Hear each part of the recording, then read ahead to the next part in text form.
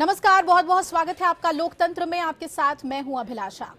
आज गणतंत्र दिवस के मौके पर जहां देश जश्न में डूबा था, वहां पर एक राजनीतिक हलचल ऐसी जिसने सभी का ध्यान अपनी ओर खींचा। जी हां, शाम होते ही जैसे मायावती ने ऐलान किया कि मुख्तार अंसारी अब उनकी पार्टी में आ चुके हैं, यानी कौमी एकता दल का विलय हो चुका है बसपा में। इसने उत्तर प्रदेश की सियासत में एक नया अध्याय जोड़ा है, क्योंकि यही मुख्तार अंसारी समाजवादी पार्टी से जुड़े थे, लेकिन चुनाव आते आते पाला बदल चुके हैं। क्या मुस्लिम वोटर्स को अपनी ओर खींचने के लिए बसपा ने ये एक बड़ी राजनीतिक चाल चली है और इसमें क्या उन्हें फायदा होगा, इस पर हम चर्चा करेंगे। क्योंकि अभी तक उनकी छवि को लेकर हमले करती रही थी बसपा के सभी लोग, करते रहे थे, खासतौर पे मायावती। इसी पर चर्चा करेंगे आज लोकतंत्र में।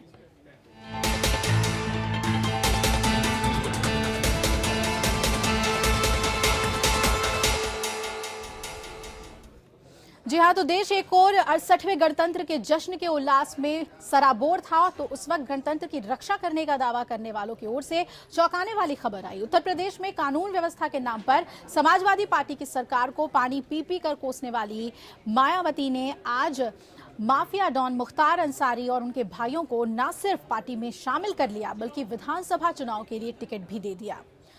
बसपा प्रमुख मायावती ने दलील दी कि अंसारी बंधुओं को फंसाया गया है। देखिए एक रिपोर्ट।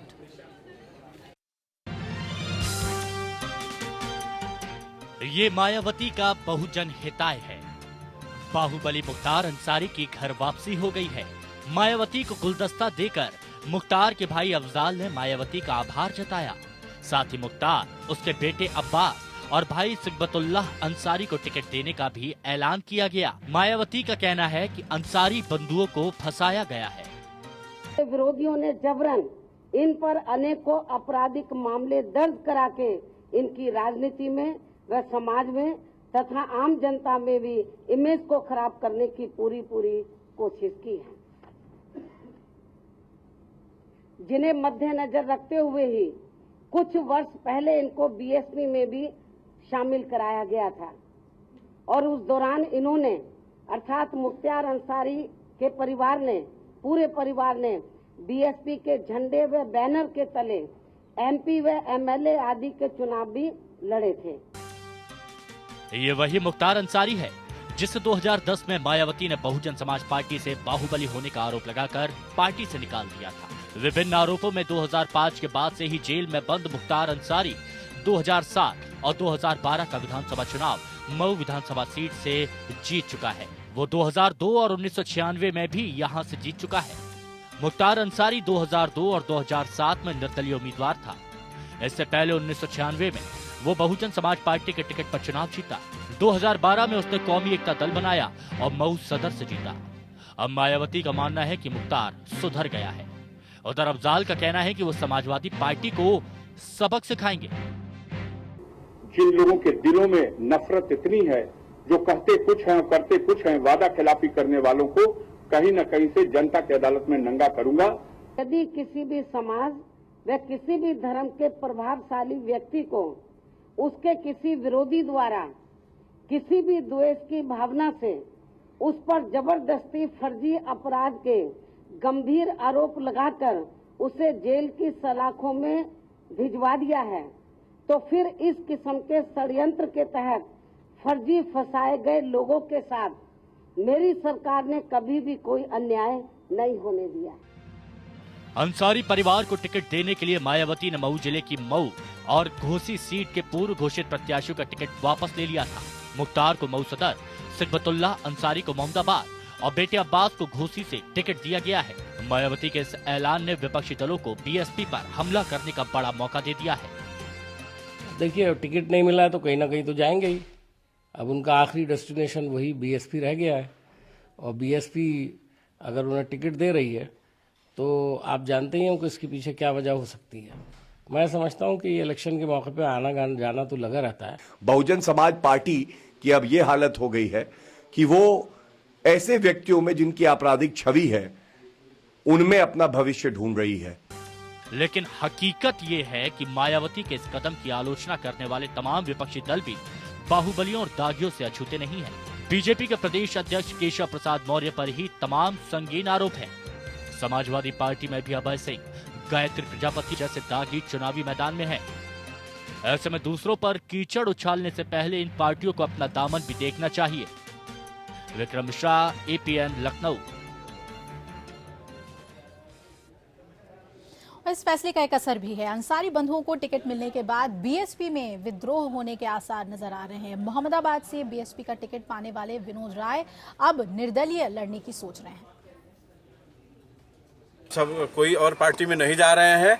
हमारा उद्देश्य है कि अंसारी बंधुओं को जो मजबूती से लड़ रहा है, जो उसको हरा रहा है, उसका साथ देंगे और इसको हर हालत में हराएंगे। देखिए, अभी हम सभी अपने साथियों से पूछेंगे। अभी सपा से कोई नहीं आया, कांग्रेस से कोई नहीं आया है। अभी केवल भाजपा ने किया है। भाजपा इस लड़ाई को कितनी मजबूती से लड़ती है, या सपा या कांग्रेस या कौन कैंडिडेट उसको हराने के स्थिति में जो दम रखता है, जो कैंडिडेट दम रखता है, हम सब लोग उसका साथ देंगे। हम लोग ऐसा अपना वोट बर्बाद किसी को नहीं करेंगे, चाहे कोई भी हो, चाहे अलका राय जी हो, चाहे जो भी हो, जिनके अंदर दम दिखाई देगा उसको हराने का, किसी का भी हम लोग साथ दे सकते हैं। धन्यवाद। और इसी पर हम चर्चा करेंगे। हमारे साथ खास मेहमान जुड़ रहे हैं कि आखिर मुख्तार अंसारी को अपनी पार्टी में शामिल करने की मजबूरी क्या थी बसपा के लिए।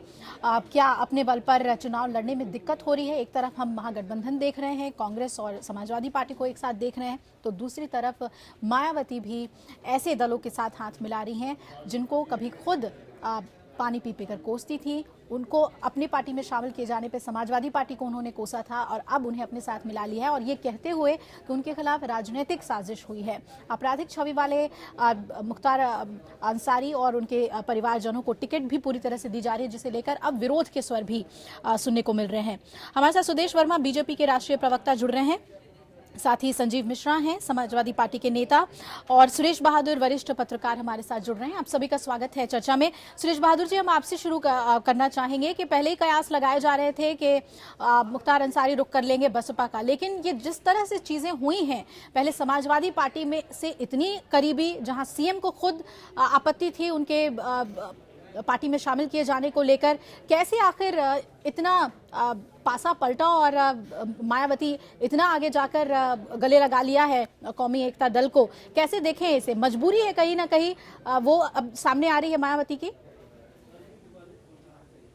देखिए अभिलाषा जी, सभी राजनीतिक दलों की ये मजबूरी है कि एन केन प्रकार किसी तरह से उत्तर प्रदेश में अपनी सरकार बनाना चाहते हैं जी। उस सरकार बनाने के लिए उनके जो भी चुनाव समझौते करने पड़ रहे हैं वो कर रहे हैं। मुख्तार अंसारी का बसपा में शामिल होना भी उसी रणनीति का एक हिस्सा है। मायावती जी को ऐसा लगने लगा कि मुख्तार अंसारी के आ जाने से पूर्वांचल में उनके मुस्लिम वोट जो एकजुट होकर के बसपा के पक्ष में आ जाएंगे, और उनकी कम से कम उनकी 3 सीटों का जो इजाफा होगा, साथ साथ कुछ सीटों पर उनका फायदा हो जाएगा जी। बहुत सीधी सी बात है, बहुत सीधा साधा समीकरण है कि इस समय मायावती जी को भी किसी भी तरह सरकार बनाने की सोच आ रही, सरकार बनाने की सोच ही। वही 2 दिन पहले आप देखिए, जब अखिलेश यादव जी को विधायकों की जरूरत थी, तो उन्होंने इन्हीं सिकपतुल्ला अंसारी को बुला करके अपने समर्थन में हस्ताक्षर करवाए थे। उनके पास पर्याप्त संख्या बल था, कोई आवश्यकता नहीं थी, लेकिन तब अपनी ताकत दिखाना था, पार्टी के अंदर ही अपनी ताकत दिखाना था। तब ये कौमी एकता के जो नेता, कौमी एकता दल के नेता, तब उनको अपराधी नहीं नजर आए। आज उन्होंने अपराधी समझ करके उनका टिकट काट दिया, उनको मायावती जी ने गले लगा लिया और सर्टिफिकेट भी दे दिया कि ये अपराधी नहीं है। जहां तक मैं सर्टिफिकेट की बात है, बड़ा सब्जेक्टिव इशू है ये। किसी राजनेता को, किसी विधायक या सांसद के बारे में सर्टिफिकेट देने का कोई, उसके लिए न्यायालय है ही है। को तो न्यायालय तय ही करेगा कौन अपराधी कौन नहीं अपराधी है। फिलहाल उनकी जिताऊ जो क्षमता है, जिताऊ उम्मीदवार उनको चाहिए थे, उसके रूप में उन्हें मुख्तार अंसारी मिल गए हैं, इसलिए उन्होंने मुख्तार अंसारी को पार्टी में शामिल कर लिया। बिल्कुल। 2007 में बसपा में शामिल हुए थे, 2009 में लोकसभा चुनाव वाराणसी सीट से लड़े, लेकिन हार का सामना करना पड़ा। लेकिन ये भी सच है कि आपराधिक गतिविधियों की वजह से ही मायावती ने उन्हें अपनी पार्टी से निकाला था 2010 में। वो फैसला उठाने वाली मायावती अगर वापस गले लगाती हैं उन्हीं आपराधिक छवि के, बल्कि यूं कहें कि कृष्णानंद राय मर्डर केस के आरोपी मुख्तार अंसारी को, तो ये एक कोई छोटा कदम तो नहीं हो सकता है, खासतौर पे तब जब लॉ एंड ऑर्डर पर वो लगातार बरसी हैं समाजवादी पार्टी पे। कुछ कहना चाहेंगे संजीव मिश्रा जी आप? देखिए, बहुत साफ सी बात है, बहुजन समाज पार्टी का ये जो रुख है, इससे साफ हो रहा है कि हताश और निराश दल हैं। अब इनको मालूम है मायावती जी को कि 5 साल में इन्होंने कोई होमवर्क नहीं किया, कोई काम नहीं किया, जनता के साथ कोई ऐसा लड़ाई नहीं लड़ी, और मैं तो कहूंगा कि दिल्ली से आने का इनको मौका ही नहीं मिला। अब 5 साल बाद जब चुनाव आते हैं तो ये दल आएंगे तो निश्चित रूप से जनता से तो ये कटे हुए, तो इसलिए इस तरीके की हरकतें कर रहे हैं, जूठन बटोरने वाली स्थितियां हैं इन लोगों की। मुझे लगता है कि मायावती को समझ में आ गया है कि उनकी बहुत बड़े मार्जिन में हार होने वाली है, इसलिए इस तरीके के कदम उठा रही हैं कि कहीं किसी तरीके से जो जमानत बचने वाली स्थिति हो वही हो जाए। लेकिन मुझे नहीं लगता, उत्तर प्रदेश की जनता ऐसे लोगों को, ऐसे नेताओं का चेहरा जानती है, उन्हें मालूम है कि इन लोगों को अगर धोखे से दोबारा ले आए तो ये पत्थर लगाने के अलावा संजीव जी, कोई काम इनको नहीं पास तो आप भी लाए थे अपने पार्टी के। महाराष्ट्र सरकार ने जी अपने करीब तो आप भी लेकर आए थे, आपने भी मर्जर किया था। ये अलग बात है कि मुख्यमंत्री को लगातार ऐतराज इस बात पर था। देखिए, मुख्यमंत्री जी ने बहुत साफ और शुरू में ही स्पष्ट कर दिया था, और हमेशा से मुख्यमंत्री जी की ये सोच रही है कि अपराधी लोगों को संगठन में और प्रत्याशी बनाने का सवाल ही नहीं पैदा होता। और अगर इनको भी मुंह की खानी पड़ी तो इसीलिए मुंह की खानी पड़ी थी क्योंकि जब उत्तर प्रदेश में अखिलेश यादव जी के नेतृत्व में समाजवादी पार्टी ने जब इनको कोई चारा नहीं दिया तो अल्टीमेटली में इनको भी कहीं ना कहीं भागना ही था, और भाग करके ये कहीं ना कहीं जाते तो ये वहां पर भी उनको जरूरत थी, इनको भी जरूरत थी, इसलिए ये तालमेल हो गया। लेकिन ये जो चुनाव का रिजल्ट आएगा, मुझे लगता है कि जहां जहां पर भी इनको टिकट मिलेगा वहां की जनता इनको माफ नहीं करेगी और इनको इस तरीके का हथौड़ा पीटेगी कि ये पता नहीं चलेंगे ये लोग कहाँ चले गए। चलिए एक रिएक्शन मैं सुदेश जी आपसे भी ले लूं, क्योंकि आप पत्रकार रहे हैं, और जो विजिबिलिटी होती है कैंडिडेट की और उसके बाद जो सियासी मजबूरियां हैं वो उस हिसाब से भी सामने आ जाती हैं। मऊ की अगर हम बात करें, मुस्लिम बहुल विधानसभा क्षेत्र कहलाता है ये, और जो कॉन्टेस्ट होता है वो सीधे तौर पर ये कह लें कि विपक्षी दल जो है वो हिंदू वोटरों पर निर्भर करते हैं। ऐसे में अगर बीजेपी वहां पर लड़ाई लड़ रही है तो कैसे देखते हैं, कहां अपनी सिचुएशन को देखते हैं? क्या यहां पर बड़ी टक्कर मिल सकती है इस पूरे विधानसभा क्षेत्र में आपको ऐसे कदम से जो बसपा ने उठाया है?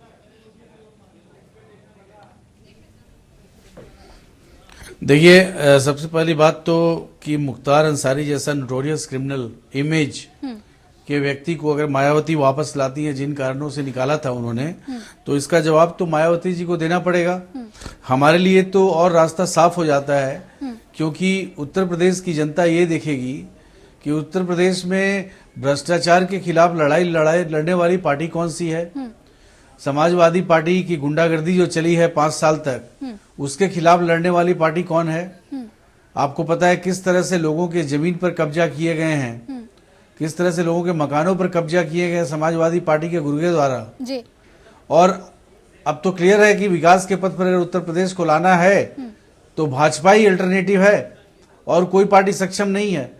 मायावती 2012 में मायावती इसलिए हटी थी अपनी नाकामयाबी के कारण, करप्शन के कारण त्राही त्राही कर गए थे लोग, और जब मुख्तार अंसारी जैसे लोग उनके साथ खड़े होंगे, बैठे होंगे, तो उत्तर प्रदेश की जनता फिर तो दहशत से बाहर कभी नहीं आ सकती, गुंडों का राज ही रहना है जी। तो उत्तर प्रदेश की जनता का फैसला करना बहुत आसान हो जाएगा, और हमें पूरा विश्वास है कि जो 2014 में उन्होंने डिसाइसिव मैंडेट हमें दिया था सबका साथ सबका विकास के एजेंडा पर, एजेंडा वही है, उत्तर प्रदेश को बदहाली से दूर करना है। तो हमारा रास्ता बहुत साफ दिख रहा है कि जनता हमारे साथ ही आएगी। चलिए, ये विश्वास है आपको कि जनता विकास के नाम पर हम इसको कम्युनल पॉलिटिक्स के नजरिए से नहीं देखते। जी जी बिल्कुल। मैं जवाब देना चाहता हूँ अभिलाषा जी जी, लेकिन ये सारी पार्टियां देखिए ना, सारी पार्टियां इनका इमेज देखिए, लेकिन सारी पार्टियों का इमेज खत्म हो चुका है। ये भी हमें मानना होगा एक करप्ट कांग्रेस जी। हमारे साथ हिलाल नकवी जुड़ गए हैं, कांग्रेस के प्रवक्ता। हिलाल साहब, कैसे देखें इसे? क्या इसे जवाब माने हम, आपका और समाजवादी पार्टी का जो गठबंधन हुआ, ये उसके जवाब में मायावती ये कदम उठा रही हैं कि जिन अल्पसंख्यक प्रतिनिधियों के, या यूं कह लें कि उनकी विजिबिलिटी है, क्योंकि जीते हैं 4 बार विधानसभा चुनाव मुख्तार अंसारी, उस हिसाब से वो अपने नंबर्स बढ़ाने की कोशिश कर रही हैं? देखिए, ये बहुजन समाज पार्टी के मायावती जी का एक हताशा और निराशा भरे फैसला है। निश्चित रूप से वो कहीं ना कहीं ये दिखाता है कि वो आज की तारीख में सिलेक्शन में जो राजनीतिक पूरा सिनेरियो बन गया है सपा और कांग्रेस के गठबंधन के बाद, वो इस इलेक्शन को नहीं जीत पा रही है। और लगातार इस पूरे इलेक्शन को अगर आप देखिए तो एक धर्म विशेष, एक जाति विशेष के लोगों को ही टारगेट करती चली आ रही है। तो उसी में इन्होंने ये काम किया है। निश्चित रूप से अगर वो ये समझती हैं कि बाहुबलियों को लेकर के किसी भी धर्मीय जाति के लोगों को अपनी ओर आकर्षित कर सकती है, तो ये उनकी बहुत बड़ी भूल है। ये जो है ये उनके खिलाफ ही काम करेगा, उनके हक में कभी भी नहीं काम करेगा। जी बिल्कुल, आप बने रहिएगा हिलाल साहब हमारे साथ। संजीव जी, आप कुछ कहना चाह रहे थे। ये हर पार्टी की तरफ से कवायद देखने को मिल रही है कि मुस्लिम वोटर्स अपनी तरफ करने के लिए कदम उठाए जा रहे हैं और ये कदम भी ठीक उसी तरह से है। संजीव जी, अभी थोड़ी देर पहले जो सुदेश जी ने कहा, देखिए वर्मा जी जो बात कह रहे हैं कि सबका साथ और सबका विकास का नारा चलेगा, तो मुझे लगता है कि तो पहले तो इनके अपने सांसदों को ज्ञान दे दें, क्योंकि साक्षी महाराज तो कह रहे हैं 4 बीवियां और 40 बच्चे। वो तो एक वर्ग विशेष, एक पक्ष विशेष को चिढ़ाने का काम कर रहे हैं। तो ये सबका साथ और सबका विकास फिर कैसे फिट होगा? जी वर्मा जी, एक चीज बहुत ध्यान रखिएगा, जो राजनीतिक दल चुनाव में किए गए वादों पर खरे नहीं उतरते। आप विकास की बात कर रहे हो, तो विकास का भी पिछले 8-10 महीने पहले मोदी जी आए थे पश्चिमी उत्तर प्रदेश में। उन्होंने एक नारा दिया था कि 15 दिन तक हमारे कार्यकर्ता सारे घर घर जाएंगे और विकास की गाथा गाएंगे। तो विकास की गाथा में क्या विकास की गाथा गाएंगे कि 15 लाख रुपए जो आए हैं अकाउंटों में सबके, वो खर्च कर दो, क्योंकि वो खर्च नहीं हो पा रहे। बहुत साफ सी बात है। जिस तरीके से महंगाई कम करने के नाम पर बड़े बड़े चैनलों पे एडवर्टाइजमेंट दिखाए जाते थे कि हाई महंगाई, डायन महंगाई, मार डाला। जी। आज आप ये बताओ कि महंगाई कहां कम हो गई? उत्तर प्रदेश में जो आपके प्रत्याशी डिक्लेयर हो रहे हैं, वो जब जा रहे हैं तो उनको क्यों दौड़ाया जा रहा है? क्यों राजनाथ सिंह आज इस तरीके का बयान देने पर आ रहे हैं कि मत भले ही वोट ना दो, लेकिन जूते मत फेंको? तो बहुत साफ सी बात है, भारतीय जनता पार्टी को भी पता है कि उत्तर प्रदेश में अब समाजवादी पार्टी का विकास और कांग्रेस की रणनीति मिल करके लंबे अंतर से जीत रही है। आप किस तरह की बात कर रहे हैं भाई साहब? अब इस तरीके के सपने न दिखाओ। अब इस तरीके, आपका समय आएगा तो बोलिएगा। वर्मा जी, थोड़ा सुदेश जी, आप जिस प्रकरण की बात कर रहे हैं, संयम रखिए, संयम रखिए। संजीव जी, आप जिस प्रकरण की बात कर रहे हैं वो 94%। लेकिन उन पार्टीज के बारे में क्या कहेंगे जिनके कार्यकर्ता खुद आपस में उलझ रहे हैं? 6% जो देश में था, आप तो पंजाब की बात को उत्तर प्रदेश में ले आए, देश को लाइन में खड़ा कर दिया। देखिए, एक बात बता दें आपको, वो गृह मंत्री केवल पंजाब के नहीं, वो गृह मंत्री अच्छा, आपको पता लग जाएगा, वो भारत के गृह मंत्री अभिलाषा जी, सुन लीजिए, पता तो आपको लग जाएगा। 11 मार्च को रिजल्ट जब आएगा और औंधे मुकरे की भारतीय जनता पार्टी, जिसने कोई काम नहीं किया, जिसने केवल जुमलेबाजी की, जिसने केवल झूठ बोलने का काम किया, जब समय आएगा 11 मार्च को, तो देखिएगा आपकी स्थिति क्या होती है। और 13 मार्च को जब अखिलेश यादव फिर से मुख्यमंत्री पद की शपथ ले, तो जरूर सुदेश जी आप भी अभिलाषा जी, जी अभिलाषा जी, अभिलाषा जी, जी आप बोलिए सर, हम सुन रहे हैं आपको। अभिलाषा जी, अपनी बात रखिए सर। हाँ, देखिए, बातों को तोड़ मरोड़ कर पेश करने से कुछ नहीं होना है, क्योंकि आपको पता है कि पहली बार जनता को लगा कि एक ऐसी सरकार आई है जो गरीब के बारे में सोचती है, जो गरीब के हेल्थ इंश्योरेंस की बात करती है, जो 1 रुपया देने पर जिसको बीमा मिल जाता है। ऐसा कभी नहीं हुआ था। किसानों के हेल्थ कार्ड की बात हो रही है, जनधन योजना, 0 बैलेंस अकाउंट खुल सकता है, ये मैं भी विश्वास नहीं कर सकता था। मोदी जी के आने के बाद पता लगा कि 0 बैलेंस अकाउंट खुला हुआ है, 30 करोड़ लोगों का खुल चुका है। वो महिलाएं जो अभी भी लकड़ी पर खाना बनाती थी, उनके लिए 5 करोड़ गैस चूल्हा दिया जा रहा है, उनको कनेक्शन। चलिए, उत्तर प्रदेश की जनता सरकार है, जो गरीब को पता है और गरीबों को पता है कि डिमोनेटाइजेशन जो किया गया था, लेकिन किसके लिए गया था? जो बिल्कुल, और आपको बिल्कुल देखिए, हमने जनता के लिए काम करना है, हम जनता के लिए आए हैं। ये वोट की राजनीति नहीं है हमारी। हम जाके डेवलपमेंट पे वोट मांगेंगे। 2 करोड़ जो नौकरी देने वाली बात थी साल भर में, भारत का एजेंडा डेवलप्ट है। 2 करोड़ नौकरी देने वाली एक साल की जो बात थी, कास्ट और धर्म नहीं हो सकता है। नौकरी मिल गई। आप बताइए कि ये लोग सिर्फ कास्ट की राजनीति करते हैं और धर्म की राजनीति करते हैं। एक सवाल आपसे किया खाली कि 2 करोड़ नौकरियां दे रहे थे मोदी जी एक साल में। विकास की बात कर रहे हैं, 3 साल में विकास की बात कर रहे हैं, ये बताइए। नौकरियां मिल दे दी आपने। चलिए सुदेश जी, संजीव जी, 1 मिनट आपके पास हम आ रहे हैं। एक दूसरे पर आरोप प्रत्यारोप अगर करें। आपको सुनने का ताकत है तो मैं वो भी बता देता हूँ। वो टॉपिक अगर आप नहीं सुनने है। का हिम्मत रखते हैं तो मैं बताता हूँ, आपको सुनिए। बड़े पैमाने पर जो मसला है वो मुस्लिम वोटर्स को सुनिए, लेकर है। नौकरियां क्या दे दी, सभी बताइए। पार्टीज अपनी रणनीति उस हिसाब से बना रही है? सुरेश जी, मैं आपसे जानना चाह रही हूँ, क्या समाजवादी पार्टी और कांग्रेस अगर साथ में है, फायदा इन्हें हो सकता है अल्पसंख्यक वोटों का? उस हिसाब से बसपा ने ये कदम उठाया है उस क्षेत्र में, या फिर हम ये माने कि बटेंगे वोट और वहां पर बीजेपी के चांसेस बन सकते हैं कि फायदा उनको हो जाए? किस तरह से इस समीकरण को आप देख रहे हैं सुरेश जी? देखिए अभिलाषा जी, आप निश्चित रूप से मानिए कि जब से समाजवादी पार्टी और कांग्रेस का गठबंधन बना है, जी। निश्चित रूप से मायावती जी की चिंताएं बढ़ गई हैं कि उनको मुस्लिम मतदाता जो है, निश्चित रूप उनको ऐसा लगने लगा है कि मुस्लिम मतदाता गठबंधन की तरफ जा सकता है। गठबंधन की जब बनने की खबरें नहीं आ रही थी तो निश्चित रूप से बसपा खेमे में खुशी का माहौल था कि कम से कम एक छत्र मुस्लिम वोट बैंक हमारे पास आ जाएगा और वो सरकार बनाने में सक्षम होंगे। लेकिन जब गठबंधन बन गया तो निश्चित रूप से कांग्रेस के पास भले भी जनाधार न हो, लेकिन कांग्रेस का राष्ट्रीय स्तर पर उनके पास एक साख जरूर है, एक साख है और विश्वसनीयता अल्पसंख्यकों के बीच, उनके बीच कि इन्होंने कभी भी सांप्रदायिक ताकतों से या किसी हाथ नहीं मिलाया है। तो उस कांग्रेस की साख और समाजवादी पार्टी का जनाधार ही इस गठबंधन को लाभ पहुंचा सकता है। ठीक है, उसी लक्ष्य में देखिएगा, आज मुख्तार अंसारी का बहुजन समाज पार्टी में शामिल करना मायावती का उसी सोची समझी रणनीति का एक हिस्सा है। निश्चित रूप से मुझे ये कहने में कोई संकोच नहीं कि मुस्लिम समुदाय में पूर्वांचल में मुख्तार अंसारी बंधुओं की एक पकड़ है और मुस्लिम नेता उन्हें नेता मानता है। लेकिन आपस में मायावती ने एक नया दांव खेला है। जी जी, लेकिन अगर आपस हाँ, में ही अब ये वोट इसी शेयर हो में जाए बता तो रहा हूं। हिलाल अब नकवी निश्चित साहब रूप से जी वो होगा। जब मुख्तार अंसारी जब उधर गए हैं, इधर गए हैं, तो निश्चित रूप से अब मुस्लिम मतों का बिखराव भी शुरू होगा। इसलिए थोड़ा थोड़ा भाजपा के चेहरे पर भी खुशी की लहर आने लगी है। उनको लग रहा है कि जो वो चाहते थे कि मुस्लिम मतों का बंटवारा पूरा हो जाए, ये भारतीय जनता पार्टी की भी रणनीति थी कि मुस्लिम मतों का बंटवारा हो जाए। और आज ऐसी स्थिति में कहीं ना कहीं तो निश्चित रूप से उन सीटों पर, पूर्वांचल की कुछ सीटों पर तो निश्चित रूप से मुख्तार अंसारी का असर होगा और उससे बहुजन समाज पार्टी का फायदा होगा। मुस्लिम बंटवारा तो अब टाइम हो ही जा रहा है। जब त्रिकोणीय संघर्ष हो रहा है तो मुस्लिम मतों का बंटवारा तय होना निश्चित है। बिल्कुल बिल्कुल। सुदेश जी, फायदा हो रहा है आपको, ये सीधे तौर पे देखने को मिल रहा है। लेकिन आप जो बार बार कहते हैं कि जो मैंडेट मिला 2014 में, वो अगर अल्पसंख्यक भी साथ में नहीं आते, उनका साथ नहीं मिलता, तो नहीं इतना क्लियर मैंडेट मिलता, इतनी ज्यादा सीटें मिलती। कुछ उम्मीदें हैं आप लोगों को? देखिए अभिलाषा जी, कांग्रेस का समाजवादी पार्टी में आना और समाजवादी पार्टी अपने कंधे पर कांग्रेस को जो उठा रही है, ये खुद बताता है कि ये दोनों कमजोर पार्टी हैं, तभी तो आए। अगर अखिलेश यादव की सरकार को इतना भरोसा था कि हमारे काम में हम वापस आ जाएंगे तो वो अलायंस क्यों करते?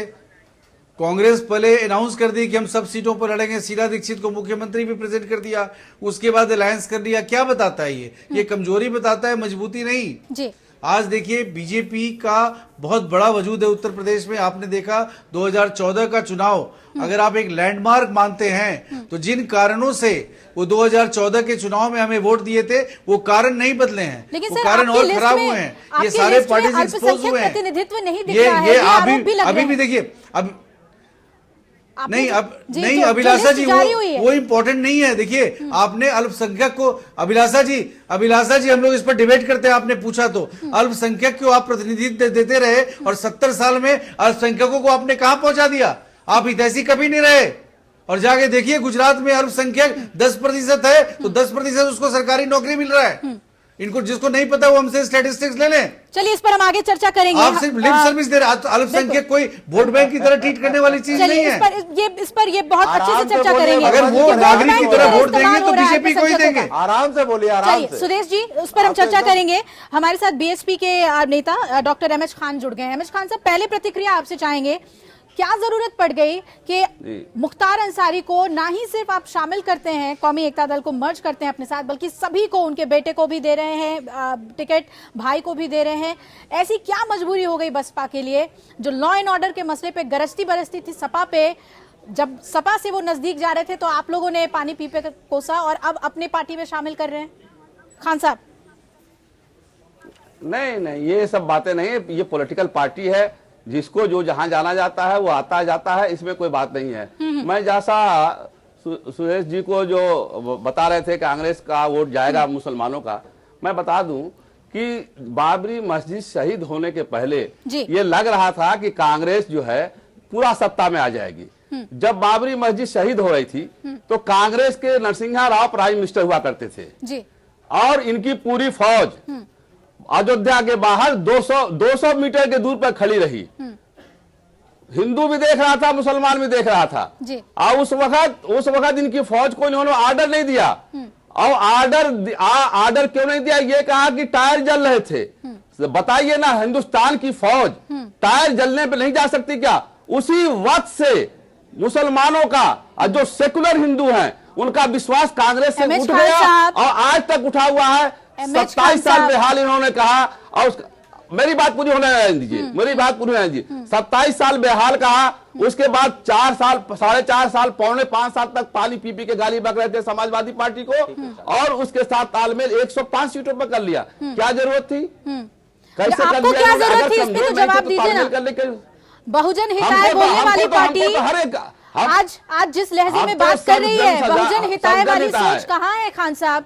मैंने सीधे से आपसे पूछा कि जब वो समाजवादी पार्टी के करीब जा रहे थे तब आपने कहा कि आपराधिक छवि है, कृष्णानंद राय मर्डर केस के आरोपी हैं, जेल में रहते हैं, उनको कैसे टिकट दिया जा सकता है? समाजवादी पार्टी को आप एक्सपोज कर रहे थे और उन्हीं को आप अब अपनी पार्टी में मिला रहे हैं। तो कुछ तो कहिए, आखिर क्यों जरूरत पड़ रही है? मैं कह रहा हूँ, मैं सब समाज की पार्टी हमारी है। सर्वजन हिताय सर्वजन सुखाय। मतलब उनके पास जा रहे थे तो उनके दामन में दाग थे, आपके पास आ गए तो पाक साफ हो गए। हम नहीं, हम पाक साफ को कह नहीं रहे हैं। हम तो कह रहे हैं अगर कोई सुधरना चाहता है तो सुधारना उसका बुरी बात है क्या? अगर मतलब आप सर्टिफिकेट देंगे, सुधारना चाहते हैं तो कौन सुधर गया और कौन नहीं सुधर गया, इसका सर्टिफिकेट क्या बसपा जारी करेगी? बसपा जारी नहीं करेगी। बसपा में जो लोग आएंगे अगर सुधर जाएंगे तो ठीक है, नहीं सुधरेंगे तो बसपा उसका इलाज करती है। चलिए खान साहब, ऐसा कौन सा डंडा है टीचर के हाथ में जिससे विद्यार्थी अनुशासन में आ जाए? इस पर हम आगे आपसे चर्चा करेंगे। एक छोटे से ब्रेक के लिए हम रुक रहे हैं और ब्रेक के बाद ये भी बात करेंगे कि कैसे अल्पसंख्यक वोटर्स का इस्तेमाल हो रहा है इस चुनाव में, और अभी से ही सभी राजनीतिक पार्टियों के जो चेहरे हैं वो सामने उभर कर आ रहे हैं। हम लगातार चर्चा कर रहे हैं मुख्तार अंसारी की पार्टी कौमी एकता दल के विलय को लेकर, जो कि बसपा में हो चुकी है। ब्रेक से पहले ये कहा जा रहा था कि कोई भी कैंडिडेट किसी भी पार्टी को ज्वाइन कर सकता है, लेकिन जब हम बात करते हैं राजनीति में शुचिता की, अच्छे छवि के कैंडिडेट्स आगे आए ताकि आम जनता को मौका मिले अपने लिए अच्छे प्रतिनिधि चुनने के लिए, तो क्या वहां पर राजनीतिक पार्टियां अपनी जिम्मेदारी को निभा रही हैं या फिर सिर्फ और सिर्फ वोट को कंसोलिडेट करने के लिए पोलराइजेशन करने की कदम उठाए जा रहे हैं? हमारे साथ अहमद खान साहब जुड़े हुए हैं। ब्रेक से पहले आप कह रहे थे कि ध्यान रखा जाएगा कि कोई भी गलत काम वो ना करे, उन्हें सुधार दिया जाएगा। मायावती जी ने आज कहा कि माफिया राज नहीं बर्दाश्त करूंगी, लेकिन ये भी साथ में कह दिया कि गलत आरोप लगाए गए और राजनीतिक द्वेष के तहत उनके ऊपर मामला चला। इसका क्या मतलब है अहमद खान साहब? मैं फिर उसके बाद संजीव जी से इस पे जवाब लूंगी। इसका क्या मतलब है? नहीं, 2005 में ही ये सारे आरोप या प्रत्यारोप लगे थे, इसीलिए इसी बात को बहन जी कह रही हैं। लेकिन इसका मतलब ये नहीं लगाया जा सकता। देखिए, आप डिबेट अगर आप कर रही हैं तो आप डिबेट पे उस मसले पे आइए कि आप राजनीतिक दृष्टि से कहाँ जा रहे हैं। राजनीतिक दृष्टि से हम किसको साथ में ले रहे हैं, किसको हम छोड़ रहे हैं। आप राजनीतिक दृष्टि तो मुझे सीधे यही दिख रही है कि मुस्लिम वोट्स अपने झोली में डालें। मैं यही कह रहा हूँ। नहीं, और वोट बिना मुस्लिम को, सिर्फ मुस्लिम वोट लिए हम बन जाएंगे क्या? हमारी लिस्ट आपने देखी है? हमारी लिस्ट आपने देखी है? कितने लोगों को हमने टिकट दिया है? ब्राह्मण को दिया है, क्षत्रिय को दिया है, वैश्य को दिया है, श्रीवास्तव को दिया है। तो इस सोशल इंजीनियरिंग के लिए आप जाने ही जाते हैं।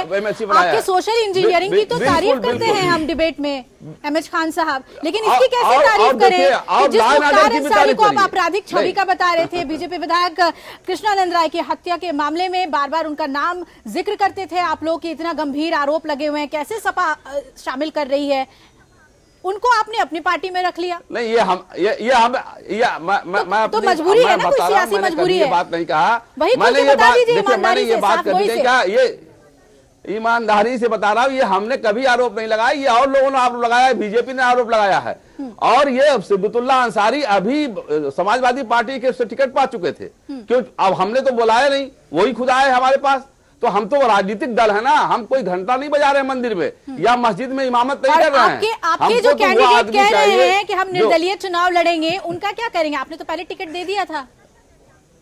तो वो भाई ठीक है, अगर वो लड़ेंगे तो लड़ेंगे, नहीं लड़ेंगे तो उनको एडजस्ट किया जाएगा। मतलब आपका कोई होमवर्क नहीं था, आपका कोई होमवर्क नहीं था कि उस इलाके से हमारा प्रतिनिधित्व कौन करेगा?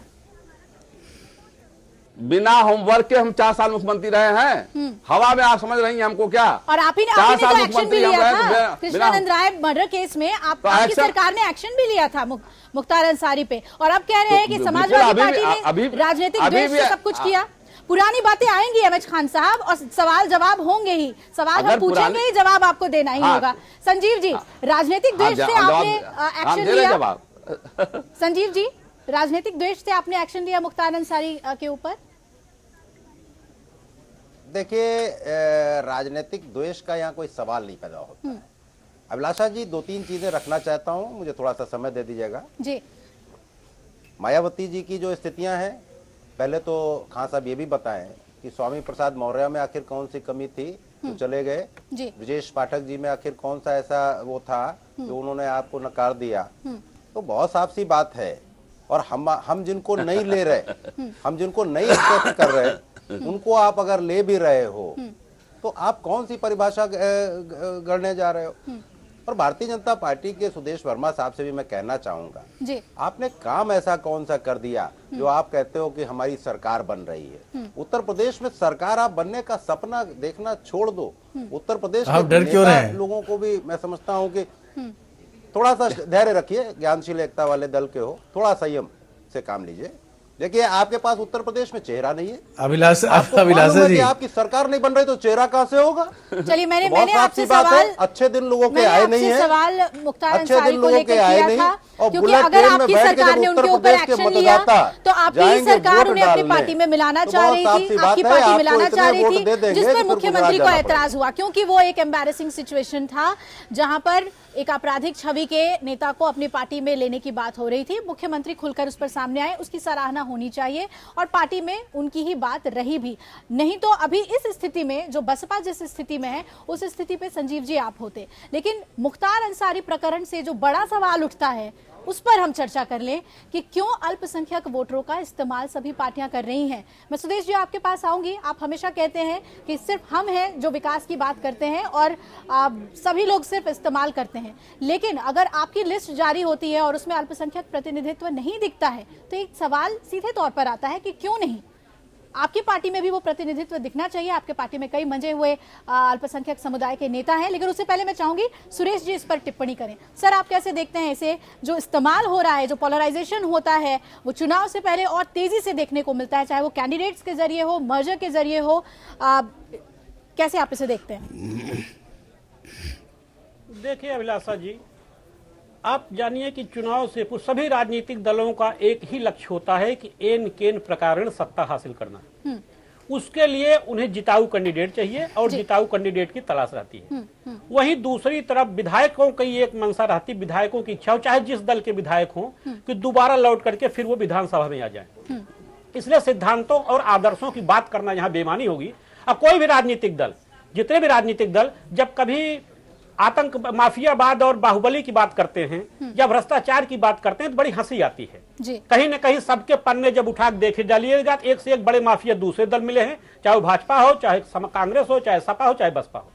इसलिए अब ये बड़ी बेईमानी की बात हो जाती है कि फलाने बाहुबली है, आज हमको जो सूट नहीं कर रहा है वो बाहुबली नहीं है, जो दूसरे दल में चला गया है वो बाहुबली नहीं, वो बाहुबली हो गया है और माफिया है, उसकी आलोचना की जानी चाहिए। ये बड़ा अजीब सा ट्रेंड हो गया है राजनीति में, और सभी अपने अपने खुल करके उसके बचाव में आ जाते हैं। जैसे अभी आपने कहा ना, मायावती जी ने खुद कहा द्वेष के ऊपर उनके ऊपर आरोप जड़े गए थे ना। और वही दूसरी तरफ आपने देखा कि उन्होंने उसी प्रेस कॉन्फ्रेंस में कहा कि धनंजय सिंह या किसी अन्य व्यक्ति को हम बसपा नहीं ले सकते हैं। धनंजय सिंह पर क्या अपराध था? धनंजय सिंह बहुजन समाज पार्टी के माननीय सांसद रहे हैं। जब बहुजन समाज पार्टी के सम्मानित सदस्य सांसद रहे हैं और जीतते आए हैं। आज किस आधार पर आपने कह दिया? किसी को सर्टिफिकेट देना किसी नेता का या मुख्यमंत्री का कितना बड़ा काम है? उसके लिए न्यायालय है, उसके लिए कोर्ट आदि, उसके ऊपर जिम्मेदारी छोड़ देनी चाहिए। ऐसा कुछ नहीं है कि जो हमको सूट करे, जो हमको अच्छा लगे वो अच्छा है, जो दूसरों के साथ चला जाए वो बुरा है। ये राजनीति में ये ट्रेंड बहुत पुराना चल रहा है और बहुत ही अनुचित चीज है। हाँ, एक चीज जरूर स्वीकार करना चाहिए राजनीतिक दलों को, ये जिताऊ उम्मीदवार हैं, सबसे ज्यादा जीत कर आने की उम्मीद है और इन्हीं लोगों की है जिनको हम माफिया कहते हैं, बाहुबली कहते हैं। इसलिए सभी राजनीतिक दल अपनी स्वेच्छानुसार इनको अपने अपने इशारे पर अपने अपने दलों में खींचने के प्रयास में करते रहते हैं और मुख्तार अंसारी का भी बसपा में जाना उसी प्रयास का एक हिस्सा है।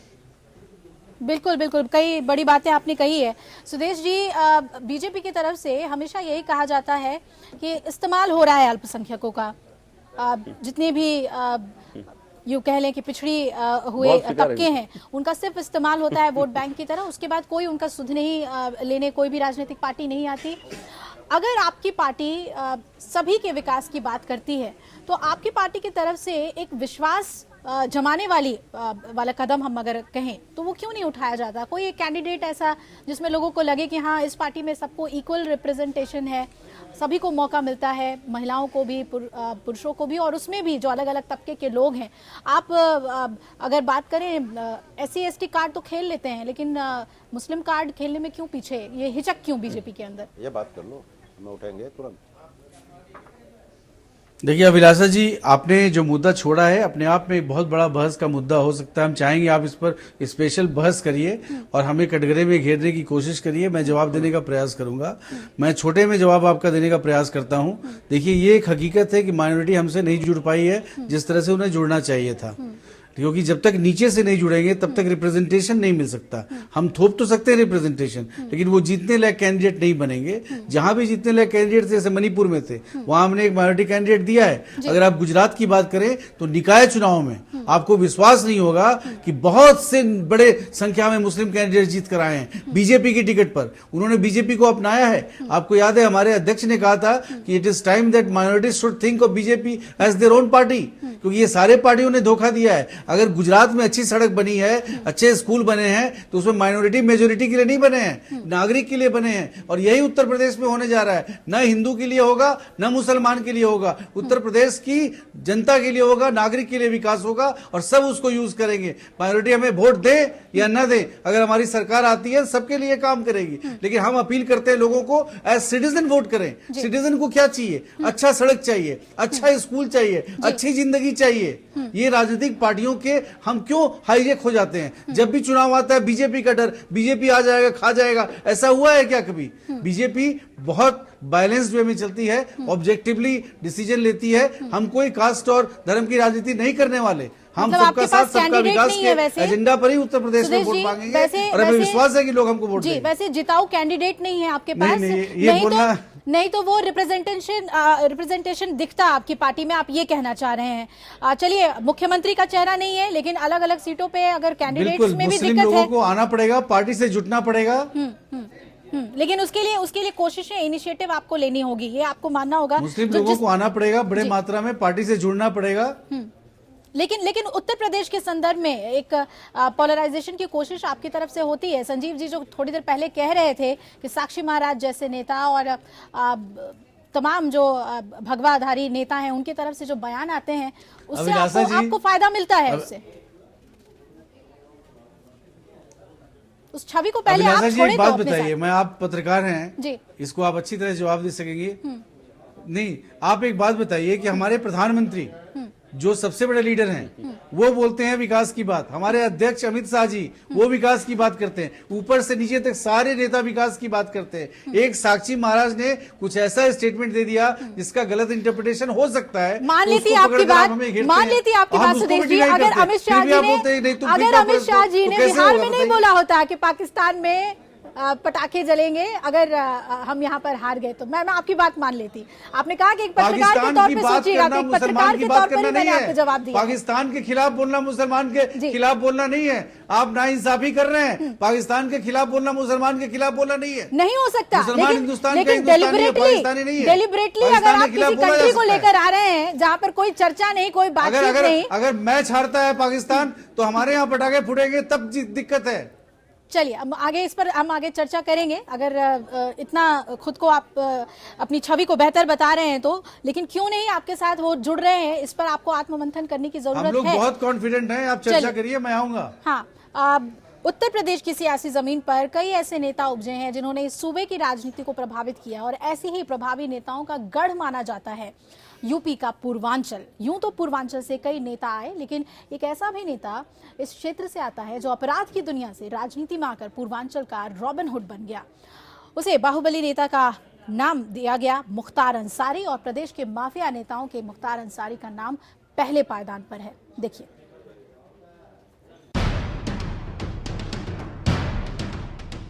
मुख्तार अंसारी का जन्म यूपी के गाजीपुर जिले में ही हुआ था।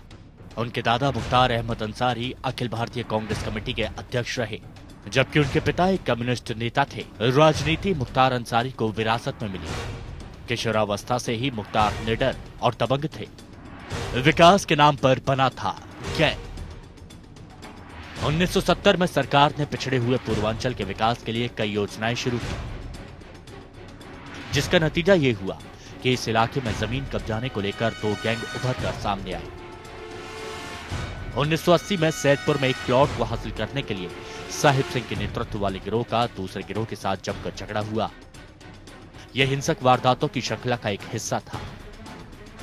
इसी के बाद साहिब सिंह गैंग के ब्रजेश सिंह ने अपना अलग गिरोह बना लिया और 1990 में गाजीपुर जिले के तमाम सरकारी ठेकों पर कब्जा करना शुरू कर दिया। 1988 में पहली बार हत्या के एक मामले में उसका नाम आया था। हालांकि उसके खिलाफ कोई पुख्ता सबूत पुलिस नहीं जुटा पाई थी। 1995 में मुख्तार अंसारी ने राजनीति की मुख्यधारा में कदम रखा। 1996 में मुख्तार अंसारी पहली बार विधानसभा के लिए चुना गया। मुख्तार अंसारी ने गाजीपुर और मऊ क्षेत्र में चुनाव के दौरान जीत के लिए मुस्लिम वोट बैंक का सहारा लिया। मुख्तार अंसारी जेल में बंद था। इसी दौरान बीजेपी विधायक कृष्णानंद राय और उनके 6 साथियों को सरेआम गोली मारकर हत्या कर दी गई। इस हमले का एक महत्वपूर्ण गवाह शशिकांत राय 2006 में रहस्यमयी परिस्थितियों में मृत पाया गया था। उसने कृष्णानंद राय के काफिले पर हमला करने वालों में से अंसारी और बजरंगी के निशानेबाज अंगद राय और गोरा राय को पहचान लिया था। 2008 में उसे ओडिशा से गिरफ्तार किया गया था। मुख्तार के खिलाफ हत्या, अपहरण, फिरौती सहित कई आपराधिक मामले दर्ज हैं। बीएसपी के साथ अंसारी बंधुओं का रिश्ता पुराना है। 2007 में मुख्तार अंसारी और उनके भाई अफजल बहुजन समाज पार्टी बीएसपी में शामिल हो गए। उस वक्त बीएसपी प्रमुख मायावती ने रॉबिन हुड के रूप में मुख्तार अंसारी को पेश किया और उसे गरीबों का मसीहा भी कहा था। मुख्तार अंसारी ने जेल में रहते हुए बीएसपी के टिकट पर वाराणसी से 2009 का लोकसभा चुनाव लड़ा, मगर वो मुरली मनोहर जोशी से 17,211 मतों से हार गए। उन्हें जोशी के 30.52% मतों की तुलना में 27.94% वोट हासिल हुए थे। 2010 में अंसारी पर राम सिंह मौर्य की हत्या का आरोप लगा। मौर्य मन्नत सिंह नामक एक स्थानीय ठेकेदार की हत्या का गवाह था, जिसे कथित तौर पर 2009 में अंसारी के गिरोह ने मार दिया था। जब पार्टी को एहसास हुआ कि मुख्तार और उसके भाई के चलते पार्टी की इमेज खराब हो रही है, तो दोनों भाइयों को 2010 में बीएसपी से निकाल दिया गया। बीएसपी से निष्कासित कर दिए जाने के बाद दोनों भाइयों को सभी राजनीतिक दलों ने अस्वीकार कर दिया। तब तीनों अंसारी भाइयों मुख्तार, अफजल और सब्गतुल्लाह ने 2010 में खुद की राजनीतिक पार्टी कौमी एकता दल का गठन किया। मुख्तार अंसारी ने 2 बार बीएसपी के टिकट पर चुनाव लड़ा और 2 बार निर्दलीय जेल से ही वो 3 बार चुनाव लड़ा। पिछला चुनाव उसने 2012 में कौमी एकता दल से लड़ा और विधायक बना। वो लगातार 4थी बार विधायक है। पूर्वांचल में उसका काम उसके भाई और बेटे संभाल रहे हैं। तो चलिए, एक पूरा बैकग्राउंड हमने आपको बता दिया मुख्तार अंसारी का और कैसे अहम है मऊ सीट से वो। मैं अहमद खान साहब आपसे जानना चाहूंगी, 2010 में आपने हटाया था आपराधिक छवि की वजह से। अब हालांकि आप कह रहे हैं कि राजनीतिक द्वेष से सारे एक्शंस लिए गए थे, क्या वापस जी फिर अगर सवाल उठेंगे तो क्या फिर वही एक्शन लिया जाएगा? इससे फायदा क्या होगा? ये आपको नहीं लगता कि देखिए, ये नुकसान हो सकता है आपको इससे? ये बहुत आगे की बात आप कर रही हैं। और ये आगे जो समस्या आएगी या जो बातें आएगी उस पर हम गौर करेंगे। अभी सिर्फ चुनाव नजर आ रहा है और चुनाव में जीत लक्ष्य वही है अभी। बिल्कुल लक्ष्य तो वही, अब हमारा दिमाग इधर उधर नहीं जा रहा है। जीत के लिए तो कुछ हमारा भी करेगा। लक्ष्य है कि जो सीटें जीत के लिए तो राजनीति है। राजनीति में तो कहीं कुछ नहीं होता है। आप बताइए ना किस पार्टी में कौन नहीं है, कौन किस पार्टी, खाली ये मुख्तार अंसारी पे उंगली क्यों उठाई जा रही है? संगीत सोम पे क्यों नहीं उंगली उठ रही है? और राजा भैया पे उंगली क्यों नहीं उठ रही है? और क्या नाम है, लोधी जी पे उंगली क्यों नहीं उठ रही है? माफिया और गैंगस्टर नहीं है शायद इस वजह से। माफिया गैंगस्टर नहीं, 302 का मुकदमा है। आपको पता होना चाहिए 302 का मुकदमा है। चलिए आप सरकार में आइएगा तो आप जांच कराइएगा, आप निष्पक्ष जांच कराइएगा जल्दी से। सुरेश बहादुर जी, जी बिल्कुल बिल्कुल, दूसरी सरकार जांच करे तो राजनीतिक द्वेष से, आप करें तो बिल्कुल निष्पक्ष। यही तो हम देख रहे हैं, यही डबल स्टैंडर्ड के साथ ही आम जनता को, हिंदुस्तान की जनता को जूझना पड़ता है। सुरेश बहादुर जी कैसे देख रहे हैं आप, क्या इससे फायदा होगा बसपा को? देखिए, अभी आपने अपनी रिपोर्ट में कहा था कि मुख्तार अंसारी जब बनारस से चुनाव लड़े थे, डॉक्टर मुरली मनोहर जैसे कद्दावर नेता के खिलाफ चुनाव लड़े और मात्र 17,000 मतों से वो हारे थे जी। तो आप देख लीजिए कि मुख्तार अंसारी के बनारस लड़ने पे किस तरह से मतों का ध्रुवीकरण हुआ। सीधे सीधे मतों का इस तरह ध्रुवीकरण हुआ कि सारे अल्पसंख्यक मत उधर चले गए और डॉक्टर मुरली मनोहर जैसे कद्दावर नेता को मुश्किल से 17,000 से उनको जीत मिली थी। अब इसका सीधा अर्थ निकाल दीजिए कि बसपा में मुख्तार अंसारी को शामिल करने का क्या मतलब है। जैसे अभी हमारे साथी ने कहा, खान साहब ने कहा ना कि हमारा इस समय लक्ष्य चुनाव जीतना है। चुनाव जीतने से निश्चित रूप से बसपा का समीकरण मुख्तार अंसारी के आने से पूर्वांचल में निश्चित रूप से मजबूत होगा और शायद इसी लक्ष्य से उनको बसपा में शामिल भी किया गया है। और सीटों पे भी फायदा हो जाएगा क्या? मुकदमों की बात है जी, मऊ विधानसभा क्षेत्र के अलावा और जगह भी फायदा होगा क्या? जी हाँ, पिछली बार जब मुख्तार अंसारी चुनाव लड़े थे तो 15 से 20 सीटों पर उनके प्रत्याशी समाजवादी पार्टी के और अन्य दलों मतों से ज्यादा मत उनको मिला था।